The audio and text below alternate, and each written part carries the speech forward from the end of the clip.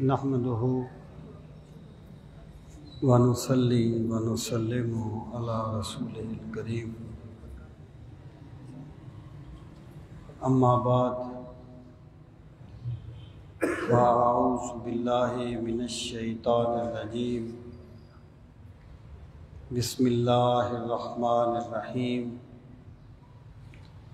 لئن شکرتم لأزیدنکم ولئن کفرتم ان عذابی لشدید۔ صدق اللہ مولانا العظیم وبلغنا رسولہ النبی الکریم الامین، ونحن علی ذالک لمن الشاہدین والشاکرین، والحمد للہ رب العالمین۔ رب اشرح لی صدری ویسر لی امری واحلل عقدۃ من لسانی یفقہوا قولی۔ اللہم ارنا الحق حقا وارزقنا اتباعہ وارنا الباطل باطلا وارزقنا اجتنابہ۔ اللہم ارنا الاشیاء کما ہی، ان اللہ وملائکتہ یصلون علی النبی، یا ایہا الذین آمنوا صلوا علیہ وسلموا تسلیما۔ اللہم صل وسلم علی سیدنا و مولانا محمد وعلی آل و اصحاب سیدنا و مولانا محمد وبارک وسلم وصلی علیہ۔ الصلاۃ والسلام علیک یا رسول اللہ وعلی آلک واصحابک یا حبیب اللہ۔ الصلاۃ والسلام علیک یا شفیع المذنبین وعلی آلک واصحابک یا رحمۃ للعالمین۔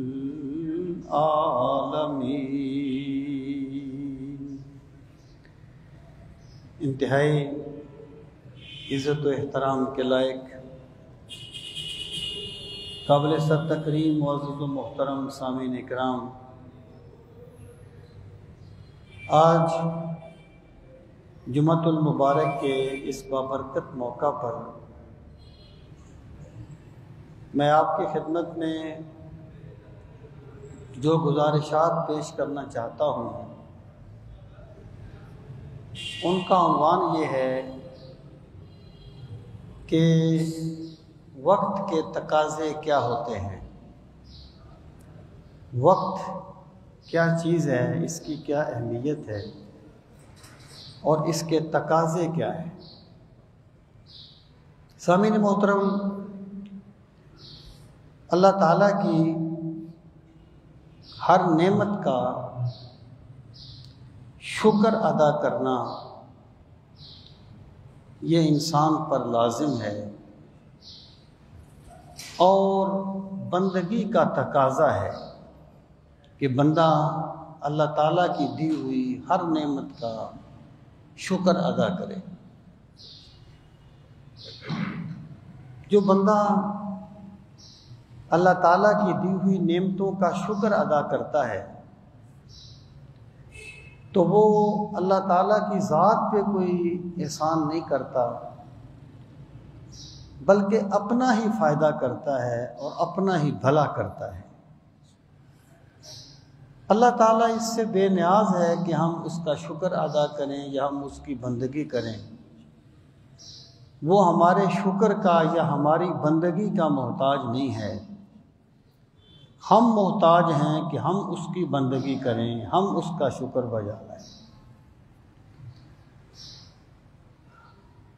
اللہ رب العزت نے ایک عمومی ضابطہ بیان کرتے ہوئے فرمایا لَإِن شَكَرْتُمْ لَأَزِيدَنَّكُمْ، کہ میں نے تمہیں جو نعمت دی ہے، جتنی بھی نعمتیں دی ہیں، اگر تم ان کا شکر ادا کرو گے تو میں ان نعمتوں میں اضافہ کر دوں گا۔ وَلَئِن كَفَرْتُمْ إِنَّ عَذَابِي لَشَدِيدٌ، اور اگر تم ناشکری کرو گے، اگر کفرہ کا لفظ شکرہ کے مقابلے میں آئے تو ناشکری کے معنی میں ہوتا ہے، اور اگر کفرہ ایمان کے مقابلے میں آئے تو عرفاً ایمان کے مقابلے میں ہوتا ہے، تو یہاں پر جو ناشکری کے مقابلے میں ہے۔ اور اگر تم اللہ تعالیٰ کی ناشکری کرو گے، ان عذابی لشدید، پھر میری گرفت بڑی سخت ہے، میرا عذاب بڑا سخت ہے۔ مطلب کیا ہے کہ اگر تم اللہ تعالیٰ کی نعمتوں کا شکر ادا کرو گے تو اللہ تعالیٰ تمہیں وہ نعمتیں مزید عطا فرمائے گا، اور اگر اللہ تعالیٰ کی نعمتوں کا شکر ادا نہیں کرو گے تو پھر اللہ کے عذاب میں گرفتار ہو جاؤ گے، اللہ تعالیٰ تم سے وہ نعمتیں چھین لے گا اور تمہیں ان نعمتوں سے محروم کر دے گا۔ اب پہلی بات یہاں پہ ہمیں یہ سمجھ لینی چاہیے کہ اللہ تعالیٰ کی نعمتوں کا شکر ادا کرنے کا مقصد کیا ہے۔ شکر جو ہے یہ محض کوئی ایک ایسی چیز نہیں ہے کہ جس کو بندہ بار بار دہرا دے تو شکر ہو جائے۔ زبان سے یہ کلمات بولنا بھی شکر کے ایک درجے میں آتا ہے، لیکن یہ بہت چھوٹا درجہ ہے۔ پہلی بات تو یہ ہے کہ شکر جو ہے وہ نعمت کے احساس سے پیدا ہوتا ہے، یعنی اللہ تعالیٰ کی ایک نعمت ہے، جب بندے پر یہ چیز طاری ہو جائے کہ یہ میرے رب نے مجھ پہ بڑا احسان فرمایا ہے کہ میرے خدا نے مجھے یہ نعمت عطا فرمائی ہے، میرے رب نے مجھے چلنے کے لیے پاؤں دیے ہیں، دیکھنے کے لیے آنکھیں دی ہیں، سوچنے کے لیے دماغ دیا ہے۔ جب بندے میں یہ احساس پیدا ہوگا پھر وہ اللہ کے سامنے بچ بچ کے جائے گا۔ یہ بچ بچ کے جانا ہی ایکچولی شکر ہے اللہ تعالیٰ کا۔ تو شکر جو ہے یہ ایک کیفیت ہے۔ شکر کا مطلب یہ ہے کسی بھی نعمت کا شکر کہ اللہ تعالیٰ نے بندے کو وہ نعمت جس مقصد کے لیے دی ہے، بندہ اسے اس مقصد میں استعمال کرے تو کہا جائے گا اس نے اس نعمت کا شکر ادا کیا ہے۔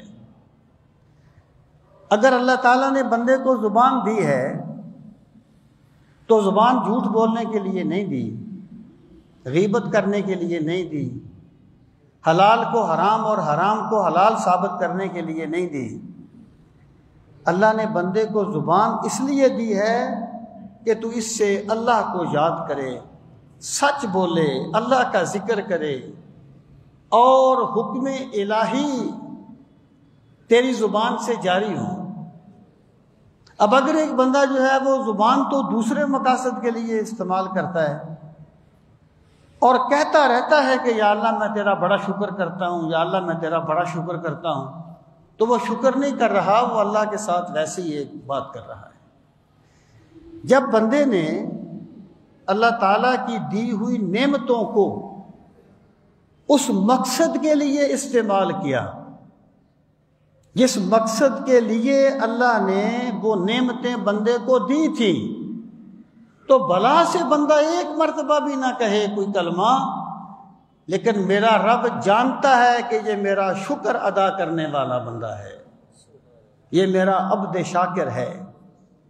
تو شکر جو ہے وہ نعمت کے احساس سے پیدا ہوتا ہے، اس کو طاری کرنے سے پیدا ہوتا ہے۔ بندے کی کمزوری کیا ہے؟ بندہ مار کہاں کھاتا ہے؟ بندے کی کمزوری یہ ہے کہ اللہ تعالیٰ جو چیز اسے روٹین میں دے دیتا ہے یہ اسے نعمت ہی نہیں سمجھتا۔ جو چیز اسے روٹین میں مل جائے یہ سمجھتا ہے اس کو کوئی اہمیت نہیں دیتا عملی طور پر، اور جب وہ نعمت اس سے چھن جائے جسے یہ روٹین سمجھتا تھا، تب اسے احساس ہوتا ہے کہ وہ کتنی بڑی اللہ کی نعمت تھی۔ اگر فرض کیجئے گا نیند اللہ کی بہت بڑی نعمت ہے، نیند نہ آئے تو بندہ پاگل ہو جائے، تھکا ماندہ بندہ جب ذرا سا آرام کرتا ہے تو کس طرح تر و تازہ ہو کے اٹھتا ہے۔ یہ میرے خدا کی بہت بڑی نعمت ہے۔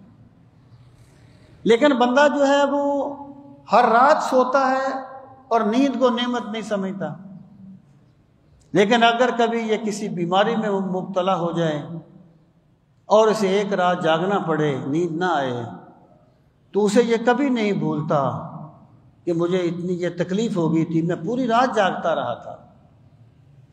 تو جب بندہ نعمت کو بھول جائے اور مصیبت کو نہ بھولے تو اس سے ناشکری کا جذبہ پیدا ہوتا ہے، اور جب بندہ نعمتوں کا احساس کرے تو حق یہ ہے کہ گنتی کے عدد ختم ہو جاتے ہیں، میرے رب کی دی ہوئی نعمتیں پھر بھی شمار میں نہیں آتی۔ نعمتوں کے احساس سے شکر کا جذبہ پیدا ہوتا ہے کہ بندے کو چاہیے کہ بندہ سوچے کہ میرے رب نے مجھ پہ کیا کیا احسانات فرمائے ہیں، اس سے شکر کا جذبہ پیدا ہوتا ہے۔ تو اللہ پاک نے فرمایا اگر تم شکر ادا کرو گے تو میں تمہیں وہ نعمت مزید عطا فرماؤں گا، اور اگر تم ناشکری کرو گے تو میں تم سے وہ نعمت چھین لوں گا، میرا عذاب بڑا سخت ہے۔ مطلب کیا ہے؟ اللہ تعالیٰ نے بندے کو نعمت دی، فرض کیجئے گا عزت وقار، اللہ کا احسان ہے نا، بندہ کیا کر سکتا تھا؟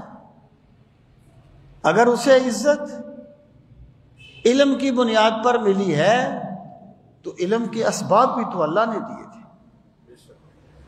اگر اسے عزت محنت کی بنیاد پر ملی ہے تو محنت کے اسباب بھی تو اسے اللہ نے دیے تھے۔ ہر چیز تو اللہ دیتا ہے۔ اللہ تعالیٰ نے بندے کو عزت کی نعمت دی، وقار کی نعمت دی۔ اس کا تقاضا کیا تھا کہ وہ اپنے وقار کو مخلوق کے وقار کا ذریعہ بناتا، اللہ کی نعمت کا احساس کرتا، اور جیسے اس پہ اللہ نے احسان کیا تھا وہ اللہ کے بندوں پہ احسان کرتا۔ لیکن جب وہ اسی وقار کو، اسی اللہ کی دی ہوئی عزت کو، اللہ کی دی ہوئی اسی نعمت کو تکبر کا ذریعہ بنا لے، اللہ نے اسے عزت دی، وہ غریبوں کا حق مارنا شروع کر دے، اللہ نے اسے وقار دیا، وہ اللہ کے بندوں کو حقارت کی نظروں سے دیکھنا شروع کر دے، تو پھر میرا خدا پکڑ لیتا ہے۔ لیکن وہ ہر کام اسباب کے پردے میں کرتا ہے۔ ممکن ہے اللہ تعالیٰ اس طرح پکڑے کہ اس کی عزت اس کے لیے ذلت کا سبب بن جائے، لیکن وہ سمجھے نہیں۔ ممکن ہے اللہ تعالیٰ اسے ایسے دوست دے دے جو اس کو تباہ و برباد کر کے رکھ دیں، لیکن وہ سمجھے نہیں۔ ہم خدا کے نظام کو سمجھیں یا نہ سمجھیں، لیکن میرے خدا کا نظام اس کائنات میں جاری و ساری ہے۔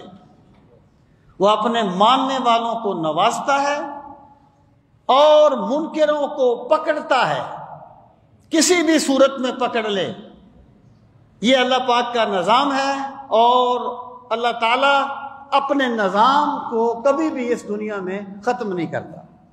سامعین محترم، اب آ جائیں، اللہ تعالیٰ نے بندے کو جو نعمتیں دی ہیں ان میں وقت بھی ایک بہت بڑی نعمت ہے۔ اللہ کی بہت بڑی نعمت ہے وقت۔ اب وقت کو، اس کا پہلا تقاضا یہ ہے کہ اللہ نے بندے کو جو وقت دیا ہے بندہ اسے ضائع نہ کرے، بندہ اسے برباد نہ کرے۔ اب وقت کیسے دیا ہے؟ فرض کیجئے گا ایک بندے کو اللہ تعالیٰ نے اسباب دیے ہیں کہ تو یہ کار خیر کر سکتا ہے، یہ محنت کر سکتا ہے، یہ کام کر سکتا ہے، اور بندہ اسے بسر کر دیتا ہے فضول کاموں میں۔ تو اللہ تعالیٰ یوں بھی تو کر سکتا تھا کہ اسے کسی ایسی بیماری میں مبتلا کر دیتا اور وہ نماز پڑھنی چاہتا بھی تو نہ پڑھ سکتا، وہ کوئی محنت کرنا چاہتا بھی تو نہ کر سکتا۔ تو جب اللہ تعالیٰ نے ایک بندے کو کسی کام کے کرنے کے اسباب دے دیے ہیں تو اس کا مطلب یہ ہے اللہ نے اس کو وقت دے دیا ہے کہ تو اس وقت میں یہ کام کر۔ اب اگر بندہ اپنے وقت کی قدر نہ کرے، دیکھیں اللہ پاک نے فرمایا نا میرا عذاب بڑا سخت ہے جو بندے میری نعمتوں کا شکر نہیں کرتے۔ تو جو بندے وقت کو ضائع کر دیتے ہیں وقت انہیں ضائع کر دیتا ہے، وقت انہیں برباد کر کے رکھ دیتا ہے جو وقت کی نعمت کی قدر نہیں کرتے۔ پھر آپ دیکھیں وقت ضائع کرنے سے مراد کیا ہے؟ ہر بندہ ایک طریقے سے وقت ضائع نہیں کرتا۔ بچوں کا اپنا طریقہ ہوتا ہے، بڑوں کا اپنا طریقہ ہوتا ہے، عوام کا اپنا طریقہ ہوتا ہے، علماء کا اپنا طریقہ ہوتا ہے۔ وقت ضائع کرنے کا طریقہ بدلتا جاتا ہے۔ ہم بچوں کو تو ڈانٹتے رہتے ہیں کہ تم وقت ضائع کرتے ہو، پڑھتے نہیں ہو، بجائے بچوں کو بھی وقت کی قدر کرنی چاہیے۔ جو اپنے وقت کی قدر نہیں کرے گا، وہ کسی نے کہا تھا نا کہ وہ کچھ کتابیں نہیں سکھاتی جو وقت سکھا دیتا ہے۔ جو چیز اساتذہ سمجھا کے تھک جاتے ہیں، والدین سمجھا کے تھک جاتے ہیں، بچے نہیں سمجھتے۔ تم نے کیا کیا ہے؟ وقت پھر سمجھا دیتا ہے۔ لیکن آپ ذرا اس چیز پہ بھی غور فرمائیں کہ ہر عمر کے تقاضے ہوتے ہیں۔ بچپن اپنا حسن رکھتا ہے، ہمیں اس وقت سے ڈرنا چاہیے جب بچے سنجیدہ ہو جائیں۔ اڑنے دو پرندوں کو اسی شوخ ہوا میں، پھر لوٹ کے بچپن کے زمانے نہیں آتے۔ وقت کے تقاضے ہیں، بچوں کا ایک اپنا زمانہ ہوتا ہے، یعنی بچوں کی وہ باتیں جو بادی النظر میں چھوٹے بچے ہوتے ہیں، جو 2-3-4 سال کی بات کر رہا ہوں، جو بظاہر بڑی بری ہوتی ہیں لیکن آپ اس سے محظوظ ہوتے ہیں۔ یہ بچوں کا ایک اپنا دور ہے، اپنا دور۔ لیکن اس کا فیصلہ جو ہے وہ کون کرے گا کہ بچے کب وقت ضائع کر رہے ہیں؟ اس کا فیصلہ وہ کریں گے جو اس مرحلے سے گزر چکے ہیں، جنہوں نے اس بات کو سمجھ لیا ہے۔ بچے اپنا وقت کیسے ضائع کریں گے؟ ممکن ہے وہ اپنا سبق یاد کرنے کی بجائے، آج کل تو موبائل آ گیا ماشاءاللہ، گیموں میں ہی سارا وقت گزر جاتا ہے، اس میں لگے رہیں۔ ممکن ہے جو ہمارا دور تھا اس وقت کوئی کہانیاں پڑھتے رہیں، کوئی اسٹوڈنٹ افسانے پڑھتا رہے، کوئی وہ سیریز پڑھتا رہے، وغیرہ وغیرہ۔ یعنی وقت کا ضائع کرنا کیا ہے؟ دیکھیں، کوئی ایسا کام آپ کو نہیں ملے گا جس کا صرف نقصان ہو، فائدہ نہ ہو۔ کوئی کام آپ کو ایسا نہیں ملے گا۔ اگر ایک بچہ جو ہے وہ سبق یاد نہیں کرتا لیکن موبائل پہ گیم کھیلتا رہتا ہے تو اس کو کچھ ملتا ہے تو کھیلتا ہے نا۔ وہ آپ اس کو جو بھی کہیں، اس کو کوئی اپنے خیال میں فائدہ ہوتا ہے تو وہ یہ کام کرتا ہے نا۔ ایک بندہ اگر نماز کی بجائے دوستوں سے گپیں مارتا رہتا ہے تو اسے کچھ ملتا ہے تو وہ گپیں مارتا ہے نا۔ اسلام کا مزاج یہ ہے کہ جس چیز کا نقصان اس کے نفع سے زیادہ ہو، اسلام اس چیز کو منع کرتا ہے۔ یسألونک عن الخمر والمیسر قل فیہما اسم کبیر ومنافع للناس۔ اس میں نفع تو ہے لوگوں کے لیے لیکن اس کا نقصان بہت زیادہ ہے۔ تو جب بھی ایک بچے نے ایک کام کے مقابلے میں، ایک فائدہ مند کام کے مقابلے میں وہ کام کیا جس میں اس کا فائدہ بہت کم ہو اس کے مقابلے میں، تو اس نے اپنے وقت کو ضائع کیا ہے، اس نے اپنے وقت کی قدر نہیں کی۔ سامعین محترم، اب آپ دیکھیں کہ اب جو بڑے لوگ ہوتے ہیں، جو صاحب علم لوگ ہوتے ہیں، ان کا وقت کس طریقے سے ضائع ہوتا ہے کہ وہ اپنی توجہ دین میں جزوی چیزوں پر لگا دیں اور کلی چیزوں کو چھوڑ دیں۔ یعنی میں نے آپ سے کہا نا کہ فائدہ تو ہر چیز کا ہوتا ہے اور ہر چیز کا ایک تقاضا بھی ہوتا ہے، لیکن آپ نے مجموعی اس کا اثر دیکھنا ہے، اس کا اثر کیا نکلے گا۔ اگر ایک بندے کو اللہ نے بڑا علم دیا ہے، اللہ نے اسے بڑا استدلال کا ملکہ دیا ہے اور وہ بڑی محنت کرتا ہے، لیکن اس کے محنت کا نتیجہ یہ نکلتا ہے کہ لوگوں کے بارے، دلوں میں دین کے بارے میں شک پیدا ہو جاتا ہے، تو اس نے اپنا وقت بھی ضائع کیا ہے، قوم کا وقت بھی ضائع کیا ہے۔ اس علم کا کیا فائدہ، اس محنت کا کیا فائدہ جس کا نتیجہ پازیٹیو نہ نکلے، جس کا نتیجہ نیگیٹو نکلے۔ اس محنت تو سارے کرتے ہیں، محنت بت پرست نہیں کرتا۔ ایک بت پرست جو بتوں کی پوجا کرتا ہے وہ محنت نہیں کرتا، جو کفر کے لیے لڑتا ہے وہ محنت نہیں کرتا ہے، لیکن اس کا نتیجہ کیا نکلا ہے یہ بندہ خود فیصلہ کر سکتا ہے۔ تو ہر طبقہ جو ہے وہ وقت ضائع کرتا ہے، یعنی عمومی انداز میں، میں یہ نہیں کہتا کہ سارے لوگ وقت ضائع کرتے ہیں، میں اوورآل بات کر رہا ہوں، الا ماشاءاللہ اس کا انداز مختلف ہوتا ہے۔ یعنی ایک بچہ اگر پڑھنے کی بجائے، سبق یاد کرنے کی بجائے اپنا وقت موبائل پہ گیم کھیلنے میں برباد کر رہا ہے تو وہ عالم بھی اپنا وقت برباد کر رہا ہے جو اہم چیزوں کو چھوڑ کر لوگوں کو غیر اہم چیزوں میں الجھائے ہوئے ہے۔ عہد نو میں تو پرانی داستانوں کو نہ چھیڑ، رنگ پر جو اب نہ آئیں ان فسانوں کو نہ چھیڑ۔ بندہ یہ سوچے کہ اس کا حاصل کیا نکلتا ہے۔ سامعین محترم، وقت کا پہلا تقاضا یہ ہے کہ وقت کو ضائع نہیں کرنا چاہیے۔ اور وقت ضائع کب ہوگا؟ جب ایک اہم چیز کو چھوڑ کے غیر اہم کام کو کیا جائے گا تو وقت ضائع ہوگا۔ یہ بندہ خود فیصلہ کر سکتا ہے کہ میں کیا کر رہا ہوں۔ دیکھیں، بات یہ ہے، اب تو سوشل میڈیا کا دور ہے اور یہ بات میں بہت بار کہہ چکا ہوں کہ وہ باطل فرقے جو اپنی موت آپ مر گئے تھے، اس سوشل میڈیا نے انہیں زندہ کر دیا ہے۔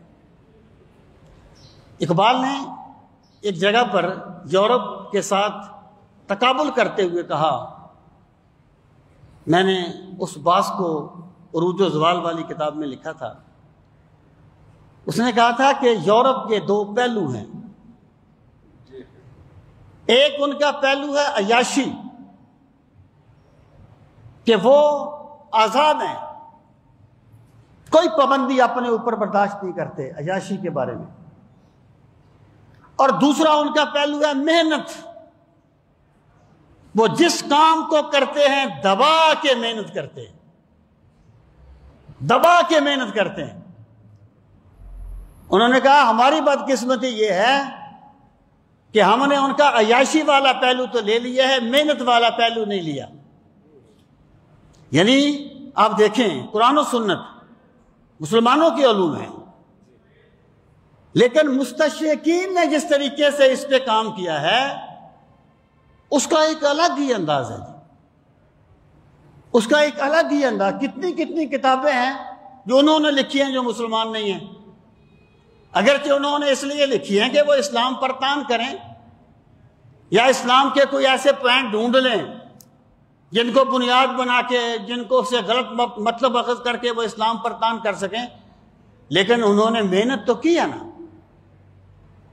بات یہ نہیں ہے کہ ایک بندہ محنت کر رہا ہے یا نہیں کر رہا، بات یہ ہے کہ وہ محنت جو کر رہا ہے اس کا نتیجہ کیا نکلے گا۔ دیکھیں دین ہے ایک دین، دین کے بارے میں بہت سی چیزیں اصول دین کی اہمیت رکھتی ہیں۔ ایک بندے کو توحید کا پتہ ہونا چاہیے، رسالت کا پتہ ہونا چاہیے، آخرت کا، ایمان بالکتب، ایمان بالملائکہ، اور بندے کو پتہ ہونا چاہیے کہ میں نے نماز کس طرح پڑھنی ہے، اخلاقیات کیا ہیں، میں نے معاشرے میں رہتے ہوئے مجھ پہ کیا ذمہ داریاں عائد ہوتی ہیں۔ اب اگر ایک بندہ جو ہے وہ اپنی ساری کوشش، محنت تو بڑی کرتا ہے، اللہ نے اسے ذہن بھی بڑا دیا ہے، اللہ نے اسے وسائل بھی بڑے دیے ہیں، وہ محنت بھی بڑی کرتا ہے، لیکن اس کی محنت کا نتیجہ یہ ہے کہ وہ امت کے اکابرین میں سے کسی پر کوئی تان کا دروازہ کھول دے تو اس نے اپنا وقت برباد کیا ہے، اس نے قوم کا وقت بھی برباد کیا ہے۔ تو بندے کو یہ چاہیے کہ وہ دیکھے کہ میں جو کام کر رہا ہوں اس کا نتیجہ کیا ہے۔ دیکھیں اسلام یہ نہیں کہتا کہ بندہ اپنے دوستوں کے ساتھ گپ شپ نہ کرے، اسلام یہ نہیں کہتا کہ بندہ جو ہے وہ معاشرے کو چھوڑ کے جا کر کسی جنگلوں میں بیٹھ جائے۔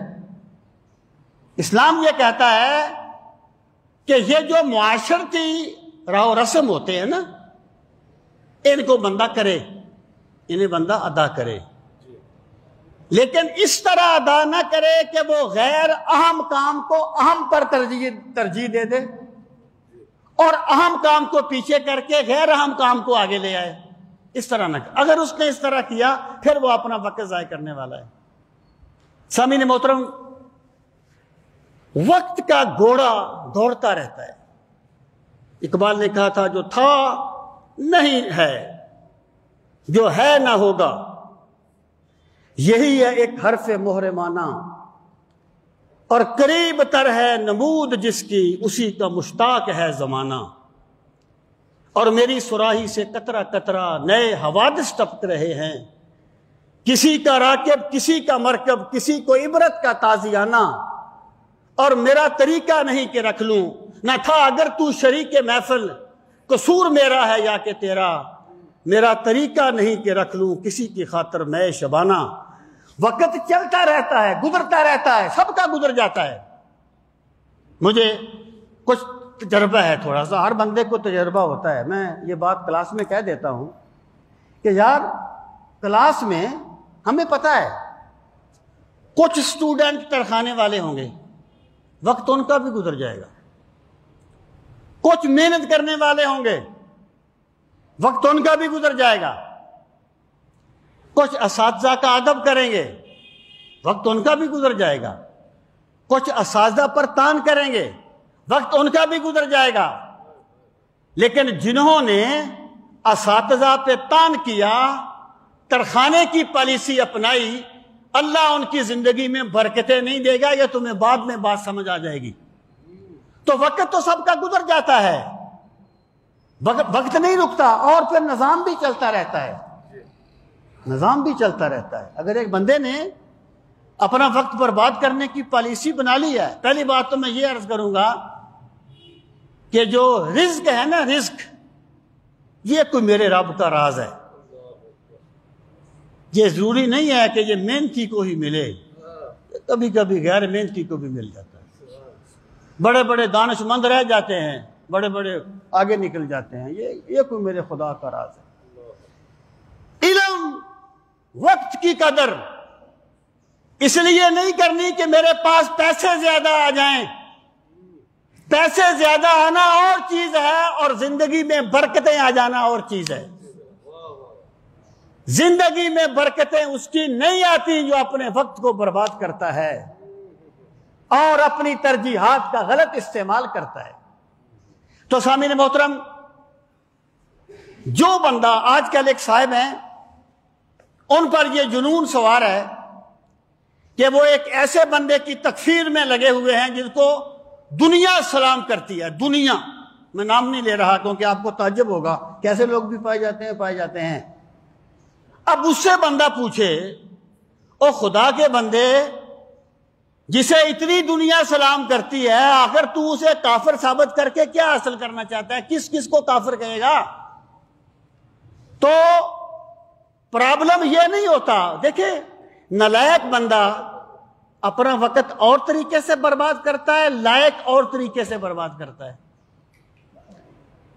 نالائق ممکن ہے آوارہ گردی کرتا رہے، اور لائق اس طریقے سے برباد کرتا ہے کہ اس کی محنت کا رخ بدل جاتا ہے، اس کا نتیجہ نیگیٹو آتا ہے. وہ اپنی محنت کو ایسی چیز میں صرف کر دیتا ہے جس کی کوئی اہمیت نہیں ہوتی.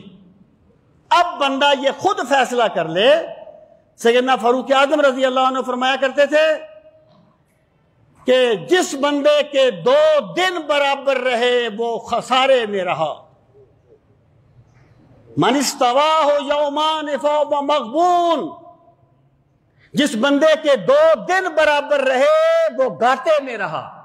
یہ 2 دن برابر رہے سے کیا مراد ہے؟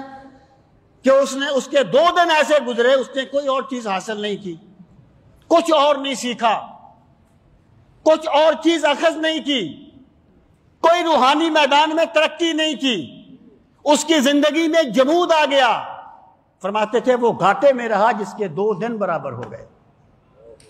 اور بندے کی کمزوری کیا ہے کہ بندہ تھوڑے پہ قناعت کر کے بیٹھ جاتا ہے. اقبال نے کہا تھا، اس راہ میں مقام بے محل ہیں، اس راہ میں مقام بے محل ہیں، جو ٹھہرے ذرا کچل گئے ہیں. جو بندہ کہہ دے نا بس میں نے پی ایچ ڈی کر لیا، میرا علم مکمل ہو گیا، علم کبھی مکمل نہیں ہوتا. اخلاق کبھی مکمل نہیں ہوتے، معلومات کبھی مکمل نہیں ہوتی.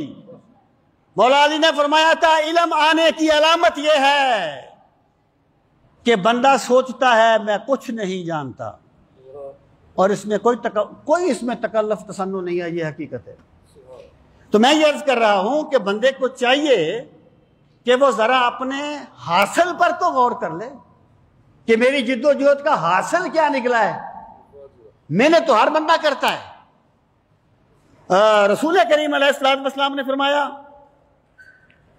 کہ جس بندے نے دنیا کو طلب کیا اور آخرت کو چھوڑ دیا، آگے یہ پوری حدیث ہے، اس میں 3-4 چیزیں بیان کی گئی ہیں، میں صرف ایک بات عرض کرنا چاہتا ہوں. جس نے دنیا کو طلب کیا اور آخرت کو چھوڑ دیا، اللہ تعالیٰ اس کو ایک سزا یہ دیتا ہے، شتت علیہ امرہ، اللہ اس کے معاملات کو منتشر کر دیتا ہے. محنت تو ہر کس کے پاس وقت ہے جی؟ مجھے بتاؤ کوئی بندہ ہے جو کہ میں فارغ ہوں؟ جو بندہ کچھ نہیں کرتا وہ سب سے زیادہ مصروف ہوتا ہے. ایک مرتبہ پیر صاحب نے پوچھا کہ سب سے زیادہ مصروف کون ہوتا ہے؟ تو عجیب سا سوال تھا، ہم خاموش ہو گئے. ہمارا ایک ساتھی تھا، کہنے لگا جو سب سے زیادہ نکما ہوتا ہے. اب میں بالکل صحیح کہا تم نے کہ جو سب سے زیادہ نکما ہوتا ہے وہ کام تو کوئی کرتا نہیں. میں نے یہ بھی کرنا ہے، میں نے یہ بھی کرنا ہے، میں نے ادھر بھی جانا ہے، میں نے ادھر بھی جانا ہے، جاتا کہیں ہے نہیں. جب کام آپ شیڈول میں رکھیں گے تو کام کیسے ہوں گے؟ تو بھائی بات یہ ہے، وقت اللہ کی نعمت ہے اور محنت ہر بندہ کر رہا ہے، لیکن کبھی بندہ سوچے تو صحیح کہ میری وقت گزارنے کی ترجیحات کیا ہیں، میرے لیے اہمیت کس چیز کی زیادہ ہے، میرے وقت گزارنے میں آخرت کتنی ہے، اللہ کا دین کتنا ہے، غلبہ دین کتنا ہے، میرے وقت گزارنے میں کس چیز کو اہمیت دے رہا ہوں۔ تو جو بندے اپنا وقت غیر اہم چیزوں میں گزارتے ہیں وہ اپنا وقت برباد کر دیتے ہیں اور وہ اللہ کی ایک نعمت کو ضائع کرنے والے ہوتے ہیں اور پھر وہ میرے رب کی گرفت میں آ جاتے ہیں۔ سامعین محترم، آپ یقین جانیں، دیکھیں ہر بندے کا حافظہ برابر نہیں ہوتا، ہر بندے کے اسباب بھی برابر نہیں ہوتے، لیکن میرے رب نے ہر بندے کو کوئی نہ کوئی انفرادی خوبی دی ہوتی ہے۔ اقبال کی ایک پورا کنسپٹ ہے، اس کی ایک پوری نظم ہے جس میں وہ اس چیز کو بیان کرتے ہیں۔ آپ دیکھیے مثلا کسی کو اللہ نے اڑنے کا ملکہ دیا، پرندوں کو، کسی کو اللہ تعالیٰ نے بھاگنے کا ملکہ دیا، اور کسی کو ایسا بنا دیا کوئی اسے مارنا چاہتا ہی نہیں ہے۔ اسی طرح انسانوں میں اللہ نے مختلف ملکے رکھے ہیں۔ وہ جو اقبال نے کہا تھا نا، جس کھیت سے دہقاں کو میسر نہ ہو روزی، جس کھیت سے دہقاں کو میسر نہ ہو روزی، اس کھیت کے ہر خوشہ گندم کو جلا دو۔ اللہ پاک نے ہر بندے کو کوئی صلاحیت دی ہے۔ کچھ ایسے طلباء تھے جو بالکل ان میں ذہنی گرفت نہیں تھی، لیکن وہ محنت کرتے رہتے تھے، اپنے وقت کو ضائع نہیں کرتے رہتے تھے۔ آج وہ بڑے بڑے ذہین لوگوں سے آگے آ گئے ہیں۔ جو بندہ اللہ کی دی ہوئی نعمت کی قدر کرتا ہے، میرا خدا اسے کبھی بھی یار و مددگار نہیں چھوڑتا۔ اور یہ وقت بھی اللہ کی نعمت ہے۔ بندہ سوچے تو صحیح کہ میری زندگی کیسے گزر رہی ہے، میری ترجیحات کیا ہیں، اس میں میری آخرت کا کتنا حصہ ہے، اس میں میرے دین کا کتنا حصہ ہے، اس میں غلبہ دین کے لیے کیا کر رہا ہوں۔ اگر بندے نے یہ کام نہیں کیے، وقت تو سب کا گزر جاتا ہے لیکن وہ اپنا وقت برباد کرنے والا ہے۔ سامعین محترم، دوسری بات یہ، وقت کا دوسرا تقاضا یہ ہے کہ وقت گزرنے کے بعد وقت کی اہمیت کو مان لینا یہ کوئی کمال نہیں ہے۔ اس وقت تو سارے مان لیتے ہیں، جب وقت گزر گیا پھر تو سارے مان لیتے ہیں۔ وقت کا تقاضا یہ ہے کہ اللہ تعالیٰ نے بندے کو جو وقت دیا ہے اس کی قدر کو وہ اس وقت جانے جب ابھی موقع ہے۔ جب موقع ہی گزر گیا پھر تو پچھتاوے کے سوا کچھ نہیں ہے۔ ایک طالب علم ہے، وہ اپنی اسٹوڈنٹ لائف تو ایسے گزار دیتا ہے۔ وہ ہمارے ایک صاحب تھے، پروفیسر صاحب تھے، وہ کہتے ہیں کہ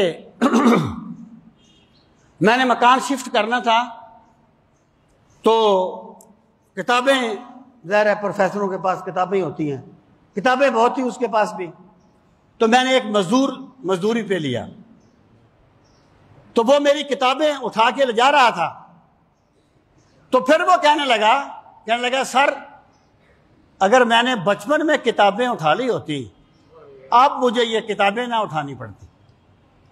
جب وقت گزر جائے پھر تو سارے مان لیتے ہیں۔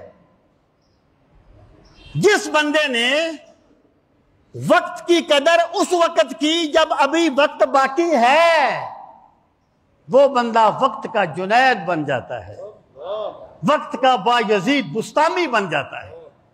جب وقت گزر جائے پھر تو ماننا کوئی مشکل ہی نہیں ہے، پھر تو سارے مان لیتے۔ اب دیکھیے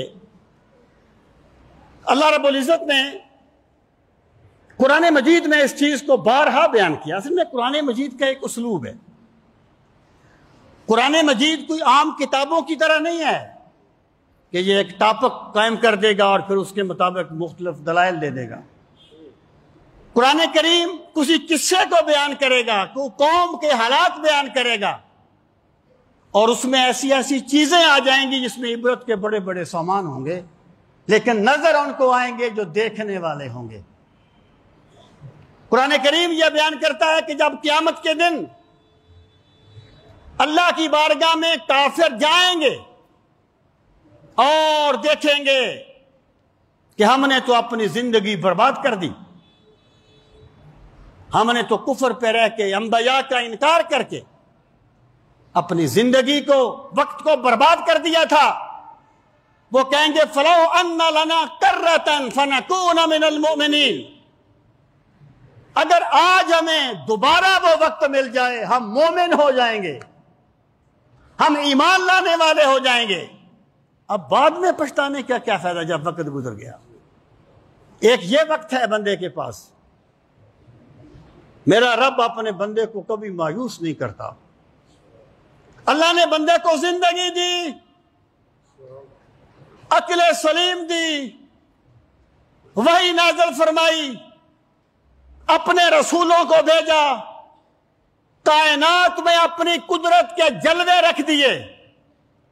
جو کچھ کائنات نظام حال سے کہتی تھی وہ اللہ کے نبیوں نے زبان کال سے بیان کر دیا، حق کو مکمل کر دیا، اور پھر لوگوں سے کہا مان لو اس بات کو، حق کو مان لو، اور بندہ نہ مانے تو رسول کریم صلی اللہ تعالی علیہ وسلم فرماتے ہیں اللہ تعالیٰ بندے کی توبہ اس وقت تک قبول کر لیتا ہے جب غیب کے پردے نہیں اٹھ جاتے۔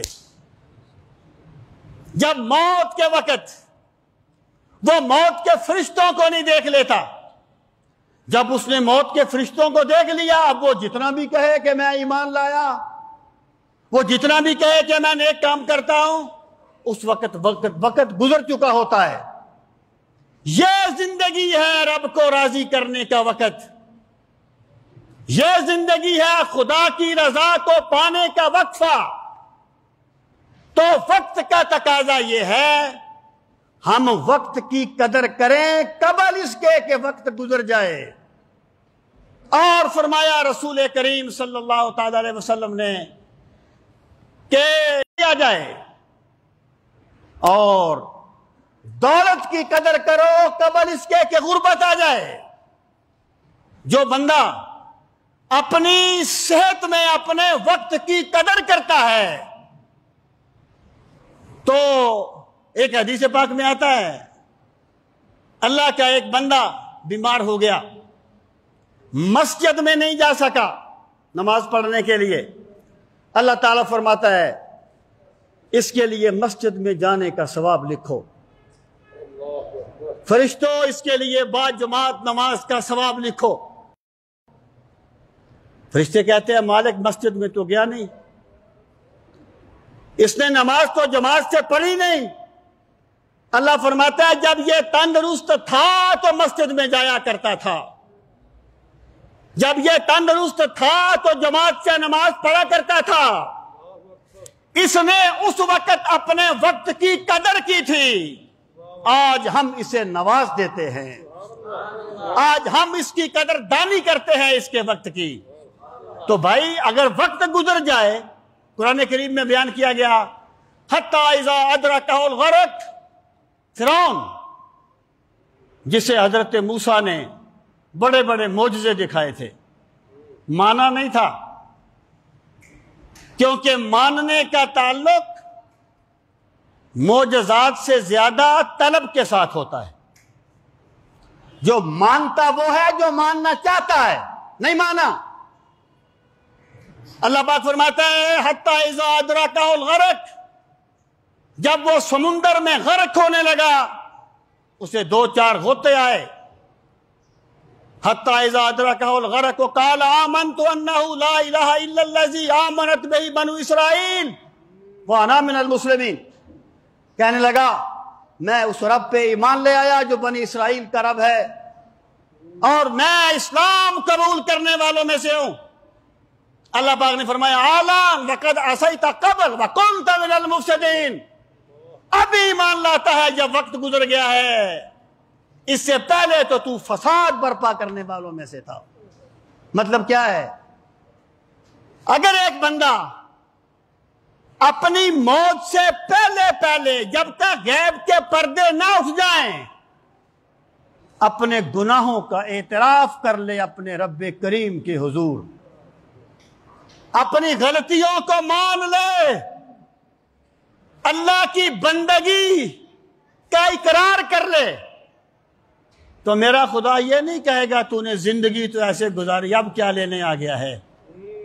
میرے رب کی رحمتیں دوڑ کے بندے کا استقبال کرتی ہیں جب تک وقت باقی ہوتا ہے۔ اب دیکھیے قرآن کریم میں جو اولین صحابہ تھے اسلام لانے والے، ان کا درجہ سب سے بلند بیان کیا گیا ہے۔ حالانکہ قربانیاں بعد والوں نے بھی بڑی دی ہیں اور سب صحابہ بڑے قابل احترام ہیں، لیکن بعد پہلوں کا درجہ بلند کیوں کیا گیا؟ انہوں نے رسول کریم علیہ الصلوۃ والسلام کو اولی دنوں میں مان لیا تھا، پہلے دنوں میں انہوں نے وقت کی قدر کرتے ہوئے پہچان لیا تھا کہ یہ اللہ تعالیٰ کے سچے نبی ہیں۔ سامعین محترم، وقت گزر جائے پھر سوائے پچھتانے کے کچھ نہیں ملتا۔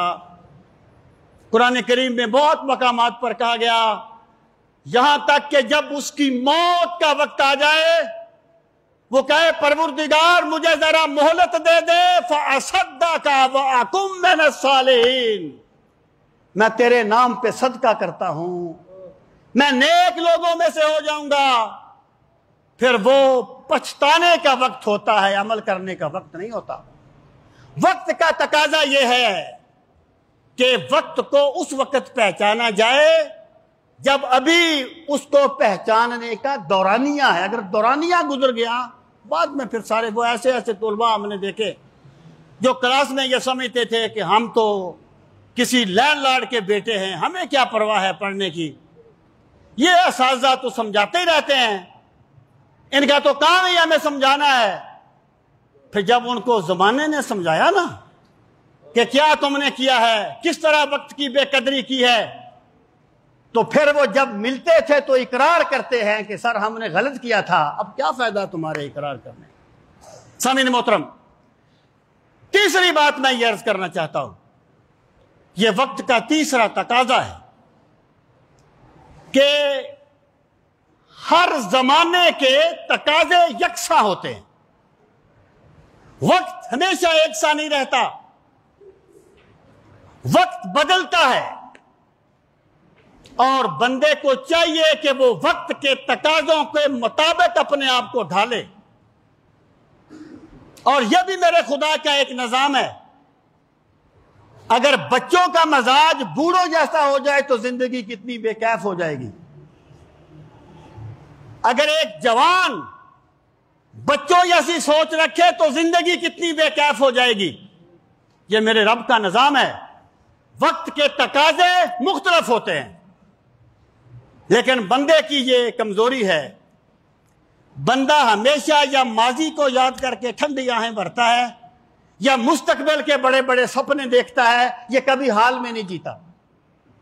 جب یہ اپنی عمر کے ایک مخصوص حصے کو پہنچتا ہے تو اس کے وجود میں تبدیلی آتی ہے، یہ اس تبدیلی کو قبول کرنے کے لیے قبول نہیں ہوتا، تیار نہیں ہوتا، پھر آگے جاتا ہے اور تبدیلیاں آتی ہیں، ان کو قبول کرنے کے لیے تیار نہیں ہوتا۔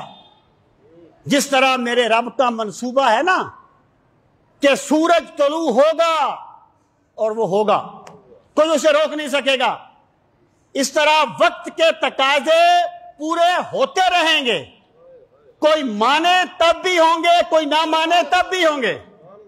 اگر کوئی بندہ یہ چاہتا ہے کہ وہ وقت کے تقاضوں کو نہ مانے بلکہ وہ ہمیشہ اپنی منشا کے مطابق اور پہلے کی طرح جیے تو سوائے ٹینشن کے اسے کچھ نہیں ملے گا۔ سامعین محترم، وقت کے تقاضے ہوتے ہیں، ایک وہ تقاضا ہوتا ہے وقت کا جب ایک بندہ فرض کرے جب پہلے وہ گاؤں چھوڑ کے آتا ہے تو بڑا مشکل ہوتا ہے اس کے لیے گاؤں چھوڑنا، پھر وہ شہر میں آ جاتا ہے، وقت بدلتا جاتا ہے، اگر اس کی وہ پہلے والا رجحان رہے گا تو پھر تو زندگی بڑی مشکل ہو جائے گی۔ یہ وقت کے تقاضے ہیں۔ ایک وقت ہوتا ہے بندہ جوان ہوتا ہے، ایک وقت ہوتا ہے اسے بڑھاپا آ لیتا ہے، اور پوچھ بیٹھا ہوں میں تجھ سے تیرے کوچے کا پتہ۔ بندہ گیا اپنے دوست کو ملنے کے بعد، لیکن اس کا رنگ ڈھنگ بدل گیا تھا، اس کے وجود کے آثار بدل گئے تھے، تو اسی سے پوچھتا ہے فلاں کا گھر کدھر ہے؟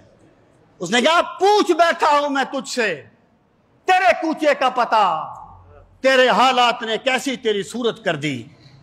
یہ سدا بادشاہی تو میرے رب کی ہے نا، سدا بادشاہی تو میرے رب کی ہے۔ بندے کو چاہیے کہ یہ میرے رب کا بنایا ہوا نظام ہے، اور میں نے اس نظام میں جینا ہے۔ نظام میرے لیے تبدیل نہیں کیا جائے گا۔ وقت کا جو بھی تقاضا ہو، دیکھیں بچپن کے تقاضے اور ہوتے ہیں، لڑکپن کے اور ہوتے ہیں، شادی شدہ زندگی کے اور ہوتے ہیں، بڑھاپے کے اور ہوتے ہیں۔ ایک بچے کو اپنے باپ سے واسطہ پڑتا ہے، بچپن میں اور حیثیت ہے، جوانی میں اور ہے، بڑھاپے میں اور ہوگی۔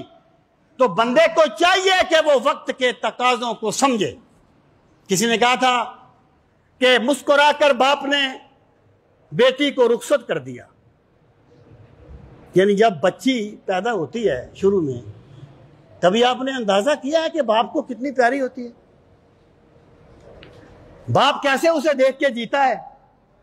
پھر ایک وقت آتا ہے باپ اس کے لیے رشتہ تلاش کرتا ہے، وقت کا تقاضا ہے نا، باپ اس کے لیے رشتہ تلاش کرتا ہے، تو مسکرا کر باپ نے بیٹی کو رخصت کر دیا، پھر کھڑا دہلیز پر وہ دیر تک روتا رہا۔ یہ وقت کا تقاضا ہے۔ آپ کسی بھی زندگی کے کسی بھی پہلو پر غور کریں تو بندہ یہ کبھی نہ سوچے کہ میں نے ہمیشہ جوان رہنا ہے، میں نے ہمیشہ صحت مند رہنا ہے، میں نے ہمیشہ زندہ رہنا ہے۔ شاخ گل پہ آشیانہ کب تیری جاگیر تھی، بس غنیمت جان جتنا کہ گزارا ہو گیا۔ تو اللہ تعالیٰ نے جو نظام جاری کیا ہے نا اس کائنات میں، بندے کو چاہیے کہ اس کے ساتھ ہم آہنگ ہو جائے، کوشش کرے، جتنی کر سکتا ہے کرے، لیکن نظام کو بدلنے کی کوشش نہ کرے، اپنے آپ کو نظام کے مطابق ہم آہنگ کرنے کی کوشش کرے۔ اسی میں ابدیت کا راز مخفی ہے، اور اسی میں میرے رب نے بندے کا سکون مخفی رکھا ہے۔ اللہ تعالی ہم سب کو دین کا فہم صحیح نصیب فرمائے۔